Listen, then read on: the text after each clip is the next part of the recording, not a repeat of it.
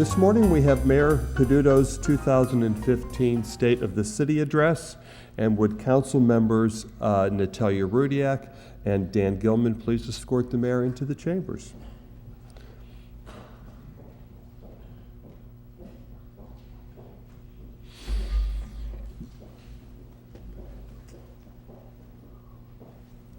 With the mayor.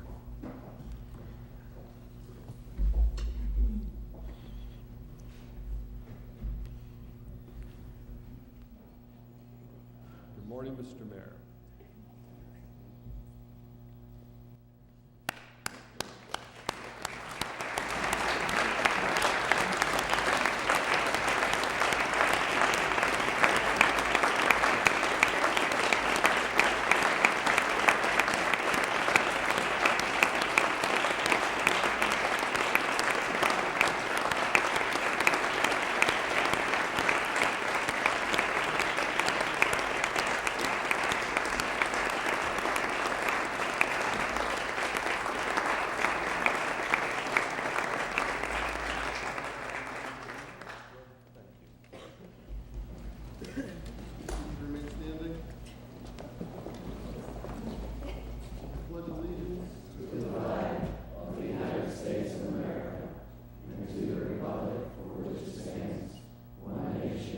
Under God, indivisible, with liberty and justice for all.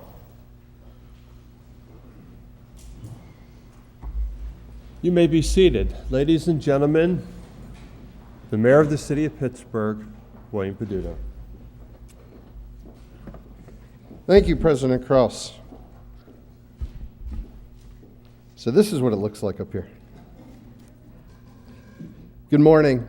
And thank you, Council President Bruce Krause, all council members, City Clerk B. Doheny, for hosting me today. Thanks to the city's chiefs, directors, workers, and others for coming. And congratulations to the new Deputy Clerk, Kim Clark.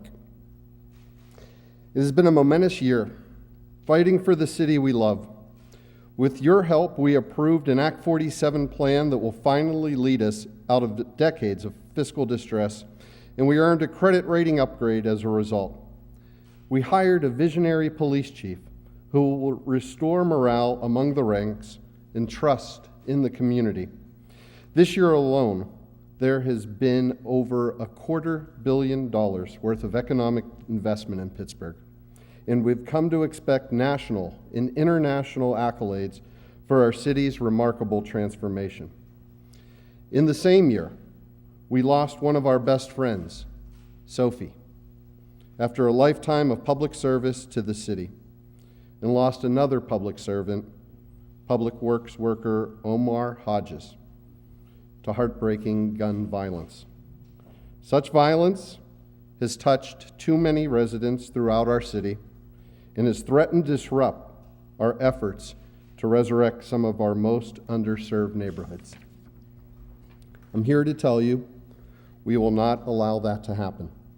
In my 2015 budget is the blueprint for building upon our city's accomplishments and delivering them to all of our neighborhoods. It commits the full force of Pittsburgh government to revitalizing our neighborhoods through a strategic alliance of city authorities and departments led by the reorganization of our Bureau of Building Inspection, and strong efforts to modernize and diversify our police bureau using the latest in technology and proven concepts of community policing methods. I'm excited to share these and other plans with you today. When I last spoke to council in May about the city's finances, I said if we want to solve the real problems in this city, it is up to us and us alone. With your help, my administration has already started implementing those solutions. The new operating and capital budget plans I am presenting today will help us further transform Pittsburgh into a model of change, one that stands as a beacon for other cities seeking to emerge from decades of decline, and one that will make Pittsburgh a model of a 21st century city. This budget brings honesty, transparency, and the best practices to the city's finances. It reduces the city's debt burden, increases payments to pension funds, maintains the city's fund balance, and makes critical investment in our long-ignored infrastructure. I also said in May that we needed to protect the assets that make Pittsburgh unique.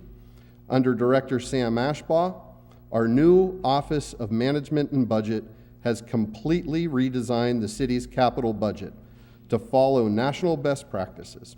Now, any Pittsburgher, for the first time ever, can see exactly how their money is being spent. Reading our budget is no longer like reading Sanskrit. Each spending project includes justifications and operating budget impacts, and it has an unprecedented level of detail for projects down to the exact streets, sidewalks, and even steps. This administration continues to do more with less. Early this year, free government parking passes were slashed by 90%, and take-home vehicles were slashed 30%. Our workforce has been cut by 68 positions since this time last year, and our tremendous city workers are doing their part to further shoulder the city's financial burden by taking on a pay freeze next year. In addition, non-personnel spending is being cut in all departments, and we're doing this while negotiating contracts with 7 of our workforce's 9 unions, representing police, firefighters, paramedics, white-collar workers, foremen, school crossing guards, and recreation center workers. We will continue to invest in our most important asset, our workers, but we will balance it with fiscal discipline. Overall, the budget combines the balanced approach to solving our financial problems. It modernizes government, preserves essential services, and cuts spending, while making tough revenue choices, including a revised millage rate and changes to parking meter enforcement. It allocates $12 million to paving our streets, the most we have budgeted in a decade. And it puts more police on our streets than we have seen in 12 years. But most importantly, this budget guides us toward major improvements in government, innovation, and performance that will be felt in neighborhoods citywide. Just as our budgeting is smarter and more efficient, our residents are getting more out of the government services they pay for with their hard-earned tax dollars. At Public Works, a new system has been built for the online tracking of our snowplows and salt spreaders that is being tested now.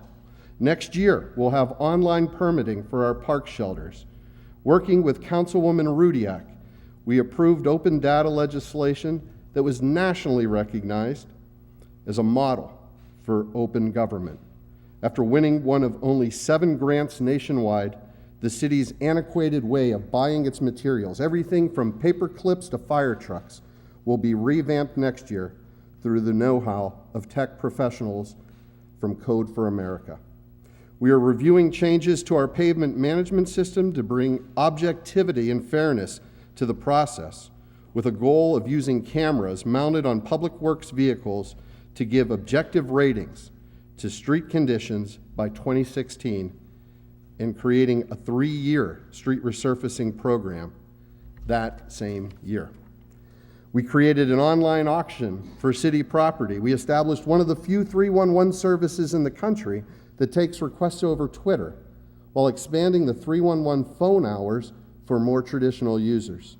And we have even developed a strategic partnership with all utility companies that utilizes a centralized system to monitor work in our streets. Soon, the 311 Response Center will be getting new software that will take service requests straight from your phone or computer and transmit it to city workers in the field, drastically cutting response times. A mobile application will be introduced that will transform two-way communication with the city and provide the transparency residents deserve. For the first time, our building inspectors have laptops, email, and cell phones to do real-time data entry on properties. Inspectors are being cross-trained on all bureau responsibilities. If you're building a new house, you can have one inspector who checks for all your building's energy, structural, and fire permitting issues all at once, rather than having to deal with several different inspectors. No longer do residents only have a 2-hour window to talk with inspectors. Full housing demolition information is now available on the Bureau's website. There, anyone can see all the structures currently in the demolition process, the winners of the demolition contracts, the cost of the contracts, and when the work should be completed. We're also working collaboratively with our authorities and community advocates to reform and improve the way we do demolitions to become more strategic and to leave sites cleaner and ready for new development. By utilizing technology and hiring the people who are creating these systems, residents of Pittsburgh can now see how we are doing our jobs and assure them we are doing them effectively, efficiently, and equitably. We are also doing more for our youngest residents and those most in need. This year, we doubled participation in the Summer Youth Employment Program and provided over 200,000 meals to children through the Summer Lunch Program. But we need to do more. Plans will be issued soon detailing efforts to create our Summer of Earning and Learning for all eligible young people who apply. Working with Councilwoman Cale Smith this year, we established the city's first citywide task force on public education in decades. And we followed President Obama's challenge by creating a blue ribbon panel on early childhood education to assist our efforts to become a national leader in providing prenatal to pre-K education to all of our children. We secured $230,000 in grants to enroll every single child in Pittsburgh in affordable health care, and $50,000 from the National League of Cities to expand after-school opportunities and increase the nutritional summer lunches. Through new partnerships with Google and with the help of Councilman Gilman, we helped furnish city school teachers with much-needed supplies and assisted small businesses with the critical tool of getting online. In all, Pittsburgh has received over $35 million in new grants this year so far, the bulk of it in a $30 million Choice Neighborhoods grant that will help transfer Larimer into the most sustainable and forward-thinking neighborhood, not just in this city of Pittsburgh, but in the entire country. Other grants included $200,000 to fund veteran home ownership, $5 million in state and federal funding for the East Liberty Transit Center, $250,000 in support of bike infrastructure, and $470,000 to make our parking garages more energy efficient. And we established a centralized grants office equipped with modern tracking software to help us attract and retain even more dollars to put into our neighborhoods. But much of our work has been focusing on ending disputes, protecting city assets, and getting long-stalled projects moving. Through the efforts of my Chief of Staff, Kevin Acklin, and others, we reached historic agreements to save the Strip District Produce Terminal and the August Wilson Center. Working with Councilman Lavelle, we fulfilled our promise to use the 28 acres in the Lower Hill to redevelop the entire Hill District, where we will create the largest TIF district in the city's history, providing the highest levels of affordable housing and the highest levels of contracting for minority and women-owned businesses. And in Hazelwood, working with Councilman O'Connor, we are turning the Almano site into a model for 21st century development, which will not only revitalize a former industrial site, but tie it back into the greater community and make it a model for the world to follow. Our proudest moments this year may have been in promoting government transparency and proving our ability to listen. Along with my top staff, I have participated in 8 Mayor's Night In and Mayor's Night Out events where several hundred residents were able to directly address leaders with their issues and concerns for the first time in Pittsburgh history. We also held a Mayor's Night online, with all of my administrators taking questions all at once on the web, which was the first of its kind in the world. To further connect the administration to city neighborhoods, we created the Community Affairs Team, where 4 staffers go to multiple community meetings almost every single night of the week to hear neighborhood concerns. We instituted a new foundation-backed Bureau of Neighborhood Empowerment that has been tackling housing, education, small business, and nonprofit issues prevalent in low and moderate income neighborhoods. The Bureau has launched Welcoming Pittsburgh to boost quality of life and economic prosperity for immigrants and native-born residents. Live Well Pittsburgh, Healthy Together to promote healthy lifestyles for all. Collaborated closely with the community leaders on large-scale redevelopment activities in the Hill District, Larimer, and elsewhere. Secured grant funding through the U.S. Conference of Mayors to pursue green and healthy home site designation for the city. Led efforts to combat veteran homelessness. Organized small business fairs and partners in targeted neighborhoods, and has worked to reduce the negative impacts of street reconstruction on Garfield and the West End. Next year, they will expand their efforts to coordinate activities to promote programs for veterans and people with disabilities.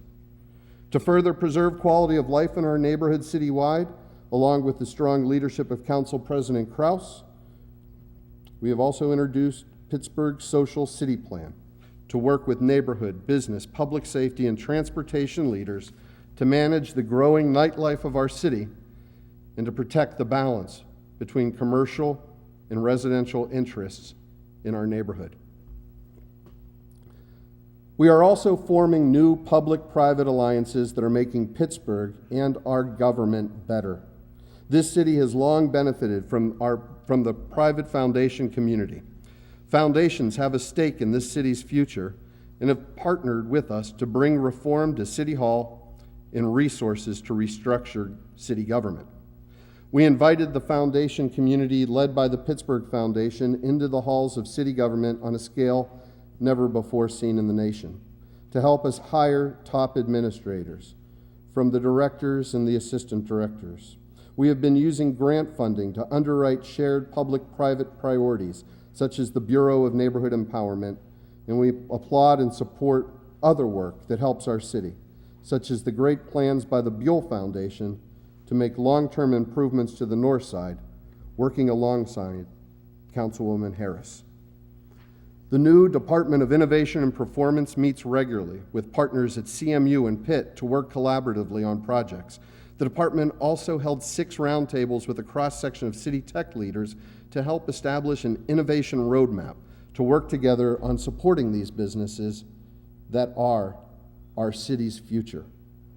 We are also using new ways to help neighborhoods.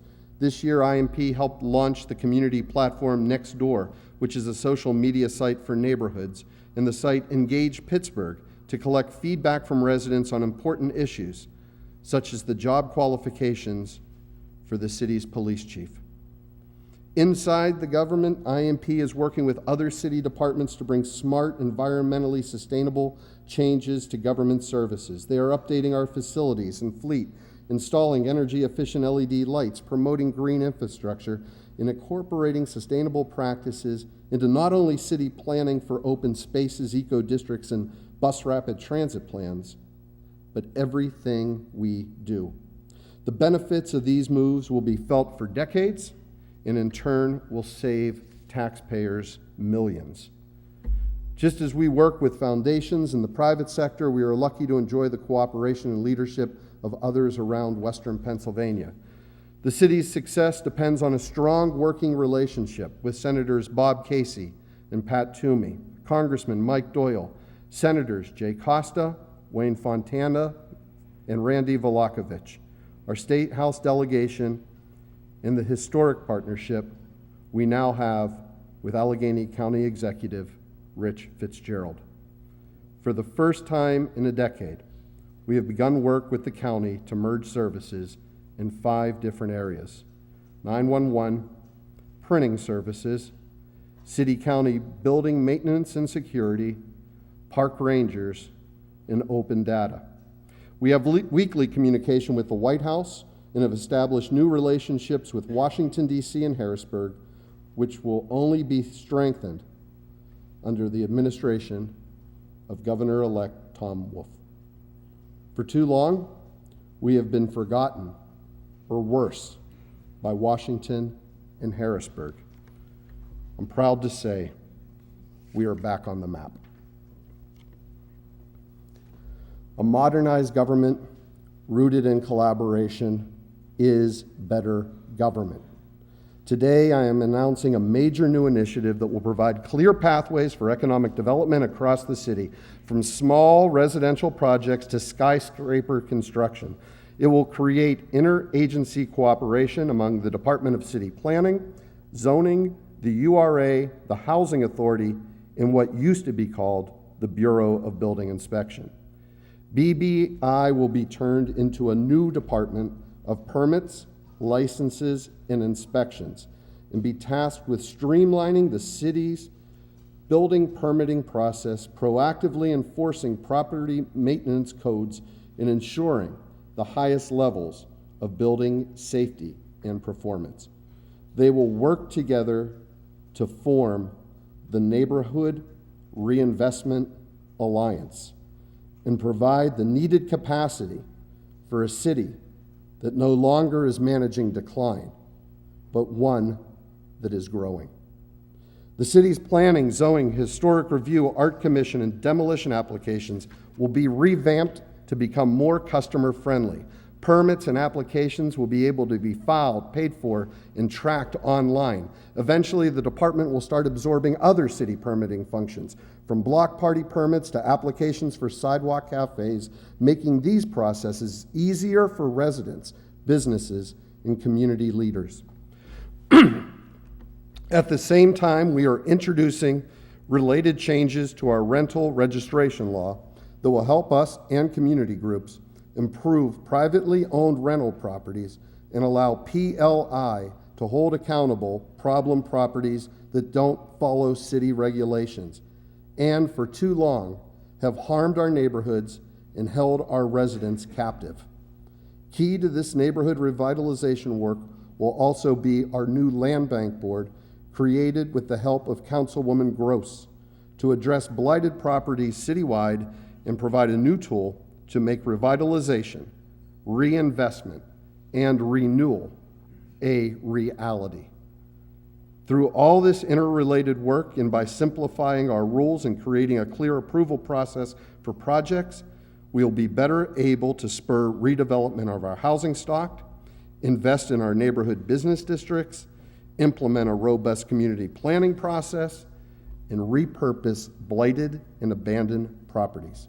It will allow for development of high-end housing that will stabilize our tax base and the tax base of our schools while creating new opportunities in affordable housing. It will preserve the housing stock we already have and keep those properties up to code in neighborhoods that have not always had that support from an antiquated city government. Neighborhoods are also the focus of our revamped policing methods. Through the leadership of Public Safety Director Steve Buchar and Acting Chief Cam McClay, we are reinvesting in the people, policies, and processes of our police bureau. This revamped bureau will be data-driven and follow cutting-edge methods of deploying both resources and officers. In Homewood, with the help of Councilman Burgess, the ShotSpotter camera system is being implemented and tested, and officers citywide will begin using body-mounted cameras to provide more safety to both police and residents alike. Through community policing, we will create bonds between residents and police that will reduce fear. We have brought back beat cops to Zone 5 neighborhoods in the East End and will continue to implement them in other police zones throughout the city. With the help of our latest federal COPS grant, we are poised to have, as I have long promised, more than 900 officers on the force for the first time since 2002. Simultaneously, joint efforts between the Police Bureau and top administrators throughout my administration, including Personnel Director Todd Siegel and Solicitor Lourdes Sanchez Ridge, are resulting in major changes to the ways we recruit, train, and retain a diverse force that mirrors the communities we serve. We have plans to use current officers to act as mentors for job candidates, involve community leaders in recruitment, expand preparation assistance for job tests, and increase college recruitment at historically African American universities with criminal justice programs and within our armed services. The changes will be implemented starting early next year with the very next class of police recruits.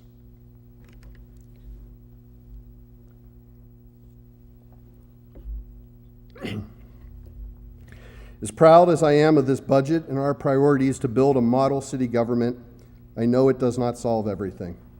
We still need a long-term financing agreement with our major nonprofits that will give them a unique role in supporting the city we share.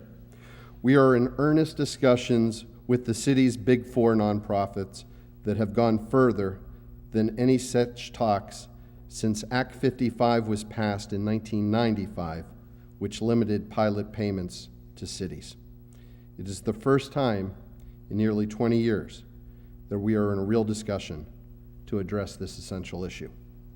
Together, UPMC, Highmark, Pitt, and Carnegie Mellon make up over 80% of the nonprofit payroll in the city. We are working on a long-range plan that will ensure financial stability, economic opportunity, and neighborhood sustainability we can all share. Still, we have much work to do in Harrisburg to address long-term pension and personnel issues. Working with Senator Costa and Representative Dermody, we are reaching across the aisle to Republican leadership, and with the new administration of Governor-elect Tom Wolf, we'll look to create a legislative agenda benefiting Pittsburgh and all older communities throughout Pennsylvania. We will work, too, with the Pennsylvania Municipal League on further engaging mayors from across the state. I realize that there may be disagreements with some of council or our financial overseers, or even with the people we all serve on budget matters before this pending plan is approved. But know this: we, and increasingly the rest of the country and even the world, know Pittsburgh is a special place. A city that was faced with devastating challenges and overcame them. Just as this budget is a blueprint to build upon our successes, invest in our infrastructure, and provide opportunities to residents and neighborhoods citywide, what we are building here will also put the rest of the country and even the world on notice. The improvements we are putting in place together will be a model for cities everywhere to solve the challenges facing all of us. And we will prove to all who left us for dead only 20 years ago that Pittsburgh is back and ready for our next opportunity. Thank you.